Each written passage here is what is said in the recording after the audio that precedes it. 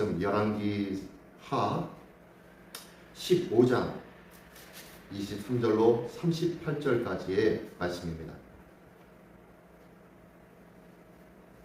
열왕기하 15장 23절로 38절까지의 말씀인데요. 먼저 오늘 본문의 말씀을 통하여서 혼돈에 빠진 이스라엘이라는 제목으로 같이 나누기를 원합니다. 그래서 먼저 23절부터 26절까지만 교독해 올리겠습니다. 23절 먼저 교독해 올립니다. 유다의 왕 아사랴 제50년에 므나헴의 아들 부가히야가 사마리아에서 이스라엘 왕이 되어 2년간 다스리며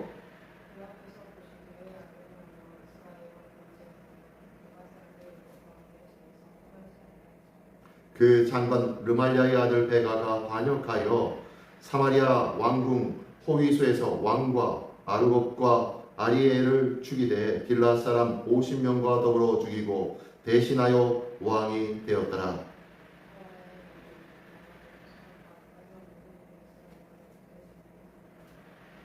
아멘.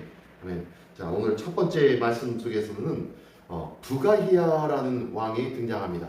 유다의 왕 이 아사랴 제50년에라고 하면서 시작하는데요. 정점이 되어지는 시간적 배분이 없기 때문에 서로 남왕국 때, 북왕국 때 이야기를 하면 서로 상대편 국가의 나라 왕의 연수를 기록해서 그 때를 정확하게 명시해주고 있습니다. 그래서 오늘 북이스라엘 부가히야가 왕이 되는데 이때의 연수가 바로 유다왕 아사랴 제50년에 왕이 되었다고 말씀하고 있습니다. 근데요, 이 부가히야 왕은 어떤 왕입니까? 겨우 보니까 2년밖에 통치하지 못하고 있습니다.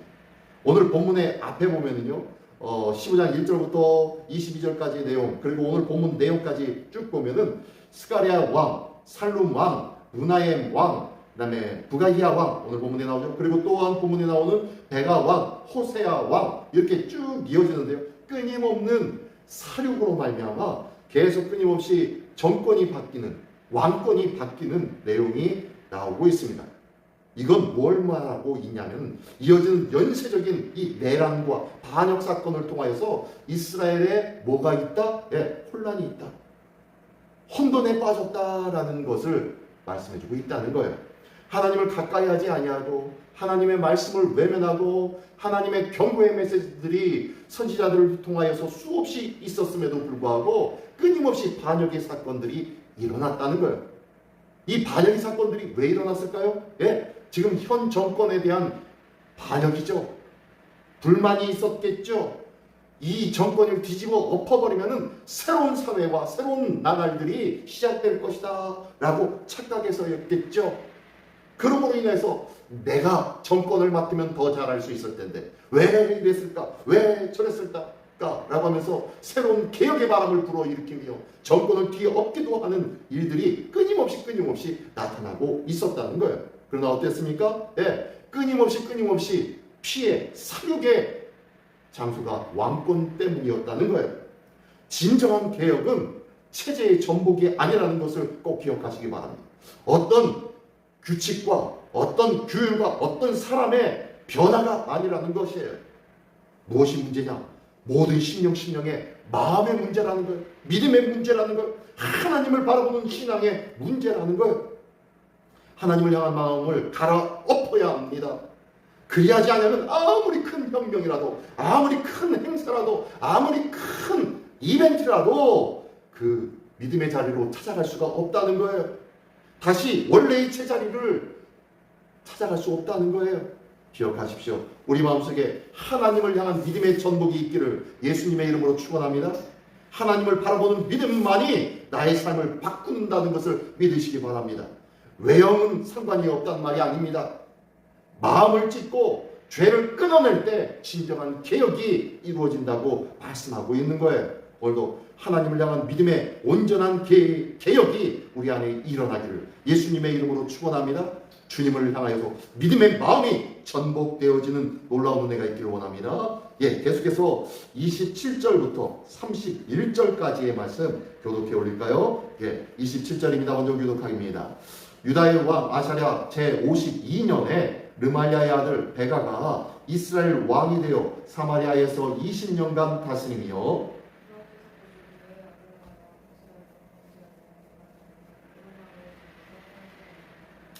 이스라엘 왕 베가 때에 아수르 왕 디글랏 빌레셀이 와서 이온과 아벨벳 마가와 야노스와 게데스와 하솔과 길르앗과 갈릴리와 납달리 온 땅을 점령하고 그 백성을 사로잡아 아수르로 옮겼더라.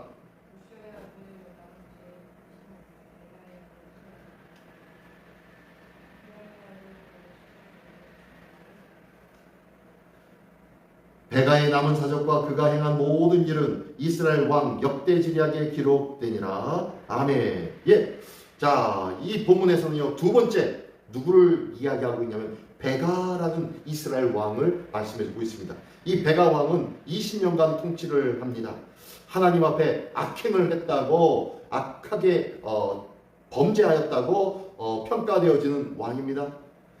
이 왕은 부가히아의 왕 2년 동안 통치했음에도 불구하고 마음에 들지 않았던 것 같아요. 어쩌면 이 베가라는 자가 더 큰 욕심을 가지고 개혁을 일으켰던 것 같아요. 자기가 뭔가 할 수 있을 것 같은 마음이 있었던 것 같아요. 자기의 욕심을 채우기 위해서였던 것 같아요. 어쨌든 그렇게 자기가 왕권을 붙잡고 난 이후 하나님 앞에 악행을 하기 시작합니다. 결국에는 어떻게 됩니까? 예, 아수르 왕에게 이스라엘의 북동쪽, 여기 보니까요, 29절에 지명이 나오네요. 이온과 아벨벳 마가와 야노아와 게데스와 하솔과 길르앗과 갈릴리, 납달리 온 땅을 점령했다고 했는데 여기는 이스라엘의 북쪽과 북동쪽에 있는 지역이에요. 이 지역이 다 점령되어서 많은 주민들이 포로로 끌려가게 되어집니다. 결국에는 이 왕도 20년 동안 통치하였다라고 하지만 결국에는 호세아의 반역으로 인하여서 죽임을 당하게 됩니다. 이게 뭐예요? 심판의 표준이 된 왕으로 취급받습니다. 이 베가 왕은 자신이 범죄한 그 죄 그대로 자기가 동일하게 당하게 되어지죠. 아수르에 의해서 그렇게 당하는데 우리는 아직과 결국이라는 그 사이에 있는 죄인이라는 것을 기억하십시오. 무슨 소리냐? 아직 심판하지 않으신 하나님, 그리고 결국 심판하시는 하나님, 그 사이에 있는 죄인이라는 거예요. 우리가 하나님께서 우리를 반드시 심판하실 텐데 그때는 반드시 온다는 거예요. 지금 내가 평안하다고, 지금 내가 안전한 것 같다고, 지금 내가 즐거운 것 같다고 그것으로 만족하지 마십시오. 하나님은 반드시 심판하실 분이시라는 것을 기억하시기 바랍니다. 그러므로 인하여 이 땅의 모든 자들은 죄인일 수밖에 없는데 우리가 바로 그 아직과 결국의 사이에 있는 죄인이라는 거예요. 그러므로 우리는 날마다 나의 자리에서 늘 회개하며 하나님 앞에 서야 할 줄 믿습니다. 회개의 일들을 멈추지 말아야 할 줄 믿습니다. 하나님 앞에 온전히 회개하며 나아가는 것, 이것이 복된 믿음의 자리라는 거예요. 이 모든 것을 깨닫는 시기, 그 시기가 회개의 첫기이며 바로 오늘 이 자리, 이 말씀을 들은 이 자리가 회개해야 할 자리라는 것을 꼭 기억하며 오늘도 회개의 끈을 놓지 않는 믿음의 선자, 하나님의 심판이 아니라 하나님의 말씀과 의와 평강과 구원의 선자가 되시기를 예수님의 이름으로 축원합니다. 아멘. 예, 32절로 38절, 마지막 32절로 38절까지의 말씀 교독해 올리겠습니다. 먼저 공독합니다. 이스라엘의 왕 르말리아의 아들 베가가 제2년에 유다 왕 우시야의 아들 요담이 왕이 되니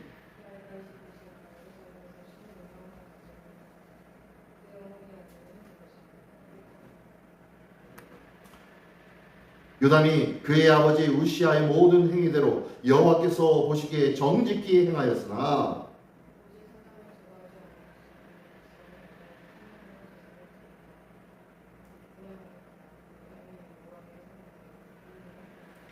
유담의 남은 사적과 그가 행한 모든 일은 유다 왕 역대 지략에 기록되지 아니하였느냐?